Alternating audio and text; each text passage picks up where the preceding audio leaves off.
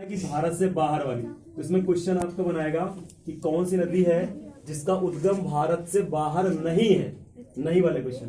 ठीक, तो आपको पता है कि भारत से बाहर उद्गम वाली जो मुख्य नदियां हैं जो भारत में जिनका प्रवेश है वो हमको कुछ इस टाइप से याद रखना है। ठीक, याद आपको आ ही गया होगा, मानसरोवर, ठीक है, चेमा युंगडुंग,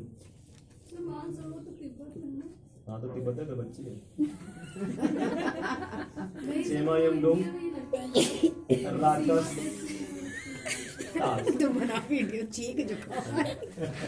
राकस्तान।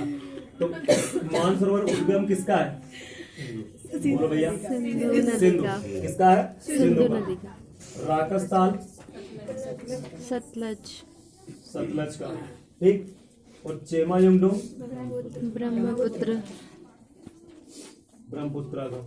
तो अब हमको ये याद रखना है कि तीन प्रमुख जो भारत के बाहर वाली नदियां। अच्छा, इसमें क्वेश्चन आपको फिर ये बना सकता है कि जैसे सिंधु का है तो कुछ रिसेंट को जोड़ के बना सकता है। सिंधु जल विवाद किन किन देशों के मध्य है? तो भारत और पाकिस्तान के मध्य।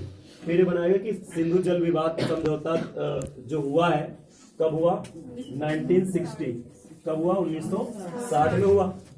इस जल समझौते के तहत भारत सिंधु नदी का कितना पानी प्रयोग करेगा? 20%। कितना प्रयोग करेगा? 20%। ठीक, तो पहली बेसिक बात हमको याद रखना है। फिर थोड़ा सा आपको याद रखना है कि सिंधु नदी जैसे ही भारत में प्रवेश करती है तो भारत का शुष्कतम स्थल कौन? ले। सिंधु के दाहिने किनारे पर पड़ता है। कहाँ पे पड़ता है? सिंधु के दाहिने किनारे पर पड़ता है। फिर आपको मैंने बताया होगा कि गिलगित से ये पाकिस्तान पहुंच जाती है, गिलगित नामक स्थान से गिरती है और फिर पाकिस्तान पहुंच जाती है, फिर होते हुए और फिर आपको पता है कि अरब सागर में फिनिश होती है, जाके अरब सागर में गिरती है। ठीक दोस्त, फिर दूसरी बात ये आपको याद रखना है कि जैसे पंचनद का क्वेश्चन बनाएगा, पंचनद का, तो हमको याद रखना है कि सिंधु के साथ जो सहायक नदियां हैं है ना, वो पंचनद बनाती हैं। तो उस क्रम में हम लोगों ने पढ़ा किसको किसको? झेलम को पढ़ा, ठीक है। सबसे लंबी सहायक किसको पढ़ा?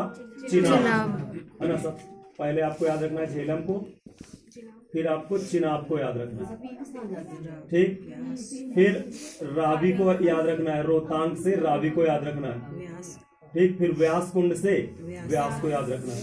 तो इस तरह से ये जो 5 नदियां हैं, झेलम, चिनाब, रावी, है ना, व्यास और सतलज, ये पंचनद बनाती हैं। पंचनद का हिस्सा इनको याद रखना, ये आपको बताया गया। सिंधु पंचनद में नहीं है, ठीक। पंचनद में ये 5 नदियां हैं। तो क्वेश्चन कई बार ये भी बनाएगा कि पंच इनमें से कौन सी नदी पंचनद का हिस्सा नहीं है, ठीक। तब हमको याद रखना है उसमें। तो झेलम, चिनाब, रावी, व्यास और सतलज। फिर इनके जो प्रोजेक्ट हैं उसको भी थोड़ा सा याद रखना है ना। जैसे फॉर एग्जाम्पल आपसे बनाया गया कि भारत पाकिस्तान के मध्य विवादित सलाल परियोजना, तो किस नदी पर है सलाल? सलाल और दुलहस्ती, अस्किनी यानी चिनाब, याद आया? चिनाब, है ना, पुराना नाम, ठीक। हाँ, बगल वाली, ठीक, उसी से याद रखना है। फिर आपको इसमें याद रखना है कि मंगला और तुलबुल झेलम नदी पर। मंगला और तुलबुल प्रोजेक्ट कहाँ पे है? हाँ, झेलम। तो तुलबुल भी विवादित, व्यासकुंड इसका उद्गम स्थल है।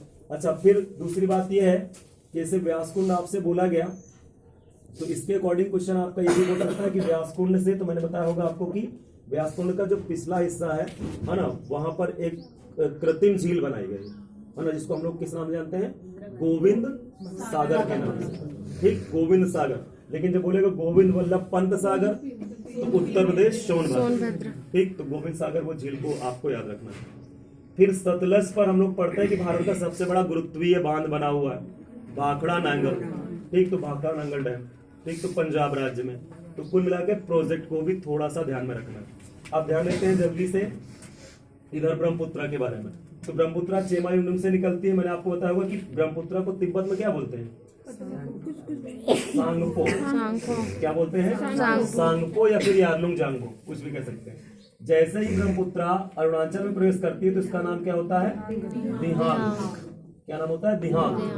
फिर उसके बाद आपको पता है कि असम में ये माजुली द्वीप, है ना, थोड़ा सा इंपॉर्टेंट है, नदी द्वीप के नाम से आपको याद रखना है, बड़ा नदी द्वीप माजुली। फिर जैसे हम लोग आगे बढ़ेंगे तो ये बांग्लादेश में किस नाम से जानी जाएगी? पद्मा, बांग्लादेश में जमुना, जमुना, भूलिए नहीं, जमुना। ब्रह्मपुत्रा को बांग्लादेश में किस नाम जानेंगे? जमुना। जमुना। ठीक, फिर इधर से गंगा रिवर को हम लोग देखते हैं तो ये जैसे ही डेल्टा क्षेत्र में प्रवेश करेगी तो इसका क्या नाम हो जाएगा? पद्मा। क्या नाम हो जाएगा? पद्मा। और दोनों की जो संयुक्त धारा है वो किस नाम से? मेघना। तो याद रखना कि दोनों की संयुक्त धारा जो है मेघना, वो मेघना के नाम से जानी जाएगी। यानी जमुना ब्रह्मपुत्रा को, पद्मा गंगा को, और दोनों की संयुक्त धारा किस नाम से? मेघना के नाम से जानी जाएगी। ठीक, गंगा को उत्तराखंड में या पहाड़ों पर किस नाम से हम लोग जानते हैं? भागीरथी। और आपको मैंने बताया होगा कि भारत का सबसे ऊंचा जो डैम है, ऊंचा बांध कौन सा? टिहरी। किसके संगम पर है? भागीरथी और भीलांगना। भागीरथी और भीलांगना, हाँ उसे याद रखिएगा। ठीक, तो भागीरथी भीलांगना के संगम पर कौन सा है? टिहरी। ठीक, फिर मैदानों में गंगा। अब एक चीज और है, जैसे फॉर एग्जाम्पल क्वेश्चन आपसे बनाता तो यहाँ पर आपको बताया गया होगा कि गंगा की सबसे अंतिम सहायक नदी पश्चिम बंगाल में महानंदा। कौन सी नदी है? महानंदा। ठीक, तो ये भी थोड़ा याद रखना है। फिर बोलेगा कि केवल गंगा ही नहीं, पूरे भारत की सबसे लंबी सहायक नदी तो किसको याद रखना है? यमुना को याद रखना है। ठीक, गंगा का उद्गम गंगोत्री और यमुना का यमुनोत्री के बंदरपूंछ से। ठीक, तो ग्लेशियर है यमुनोत्री और यमुनोत्री के बंदरपूंछ से गंगा का गोमुख स्थल जो मुख्य स्थल है ना, और गंगोत्री ग्लेशियर। ठीक, उसी से निकलती है। तो कुल मिला के फिर आपका सहायक रिवर्स का भी आपसे इसमें क्वेश्चन बना सकता है, तो सहायक भी थोड़ा सा आपको इसमें याद रखनी है। फिर देखा जाए जैसे कि प्रायद्वीप में, या फिर पहले देखते हैं कि जो भ्रंश वाली नदियां है ना, तो भ्रंश वाली नदियों में आपसे क्वेश्चन बनाएगा तो सबसे पहले तो याद रखना कि सबसे लंबी पश्चिम की ओर बहने वाली नदी कौन सी? नर्मदा। कौन सी है? नर्मदा। ठीक, फिर उसके बाद हमको याद रखना है कि क्योंकि ऊपर ये विंध्यन श्रेणी है ना, मध्य में सतपुड़ा, और इसके बीच का जो क्षेत्र बचता है वहीं से कौन सी रिवर है? ताप्ती। तो जो कि पश्चिम की ओर बहने वाली दूसरी सबसे लंबी नदी, तो नर्मदा और ताप्ती ये भ्रंश की नदियां। फिर भी आपसे क्वेश्चन बनाता है इसमें कि ये नदियां अलग क्यों? क्योंकि डेल्टा नहीं बनाती बल्कि क्या बनाती है? एस्चुरी। तो इसके लिए आपको बताया गया था कि याद रखिएगा ये 4 नदियां नमस्ते वाली। ठीक, तो ना से नर्मदा याद रखना है ना, माँ से माही, और सा से साबरमती, और ता से ताप्ती। तो ये 4 नदियां हैं, नर्मदा, माही, साबरमती और ताप्ती। नमस्ते से याद रखना है कि ये डेल्टा नहीं बनाती बल्कि क्या बनाएंगे? एस्चुरी बनाएंगे। ठीक, तो नमस्ते वाली नदियां जो कि एस्चुरी बनाएंगी। ठीक, फिर क्वेश्चन आप कहीं बनाएगा कि माही नदी कर्क रेखा को 2 बार काटती है, राजस्थान राज्य में, आपको याद रखना है। ठीक है, कि बोलेगा क्वेश्चन कर्क रेखा को 2 बार काटने वाली नदी तो माही नदी। ठीक, सिंपल वे में। फिर देख लेते हैं जल्दी से प्रायद्वीपीय नदियों को। तो प्रायद्वीपीय नदियों के बारे में जब बात करेगा तो आपको सबसे लंबी प्रायद्वीप की नदी याद रखनी। कौन सी? गोदावरी। प्रायद्वीपीय भारत की सबसे लंबी नदी कौन सी है? गोदावरी। फिर उसके बाद हम लोग पढ़ते हैं कि कौन है? कृष्णा। और फिर इसके बाद कावेरी। तो ये क्रम से याद रखना है, गोदावरी, कृष्णा और कावेरी। सबसे लंबी गोदावरी, फिर कृष्णा, फिर कावेरी। ठीक, फिर अगर देखा जाए इसमें तो सहायक रिवर्स के भी क्वेश्चन बनते हैं। जैसे फॉर एग्जांपल तुंगभद्रा, तुंग और भद्रा को मिलकर बनती है, छोटी है ना, भीतर जलधाराएं। तुंगभद्रा सहायक बोलेगा कि किसकी सहायक है? तो किसकी सहायक है? कृष्णा की, है ना। तुंगभद्रा रिवर किसकी सहायक है? कृष्णा की सहायक है। ठीक, अच्छा, कृष्णा से भी याद रखिएगा भी आपका ये जो उद्घाटन किया गया ना भारत के 25वें हाई कोर्ट का, आंध्र प्रदेश की कैपिटल अमरावती, ठीक है, जो कि 1 जनवरी से अपना कार्य संचालित कर देगा, मंजूरी मिल गई है इसको।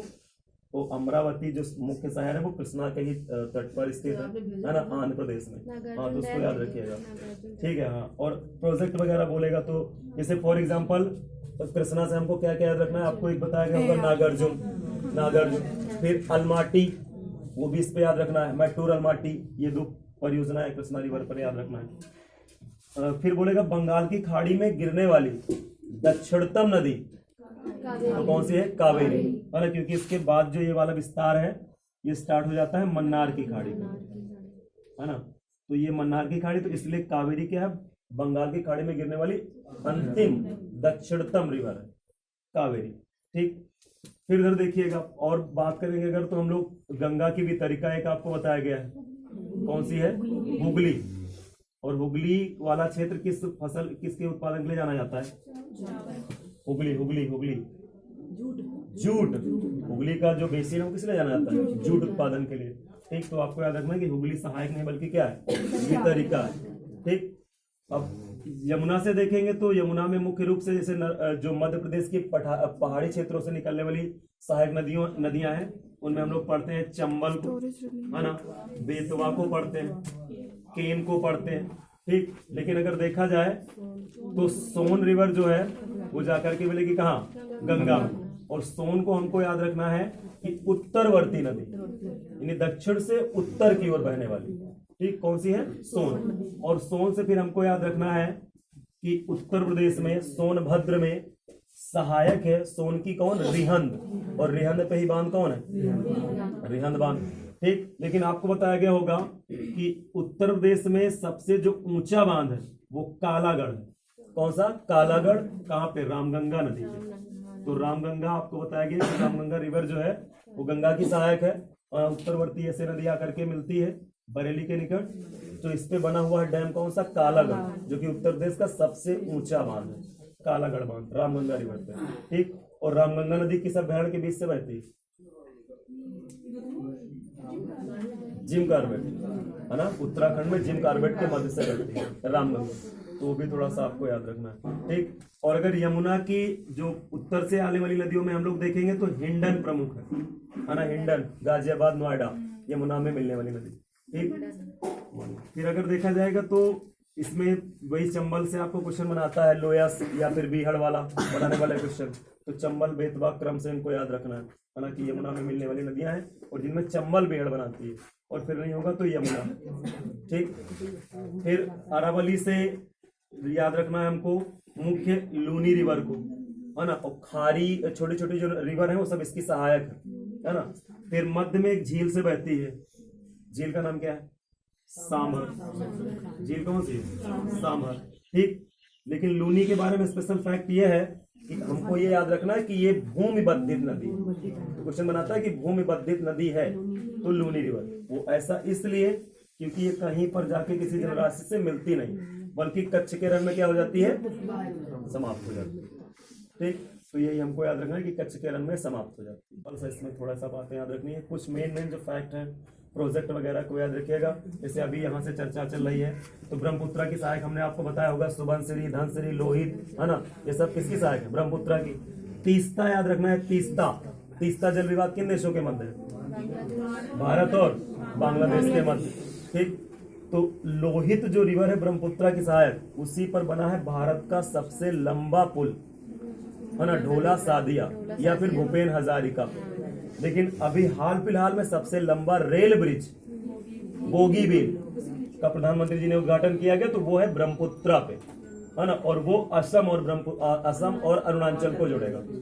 ठीक, तो बोगीबील को याद रखिएगा, रेल ब्रिज है ना, सबसे लंबा रेल ब्रिज है। ढोला सादिया क्या है, सबसे लंबा नदी पुल।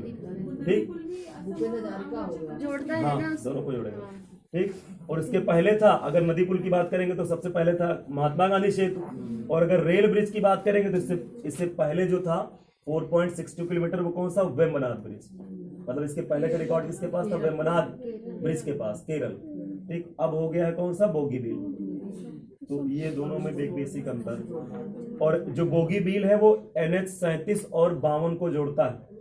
ठीक, तो NH 37 और 52 को जोड़ता है, ये भी थोड़ा सा हमको याद रखना। ठीक, चलिए बस इतनी सी बात। कुछ लिख लीजिए आप जल्दी से।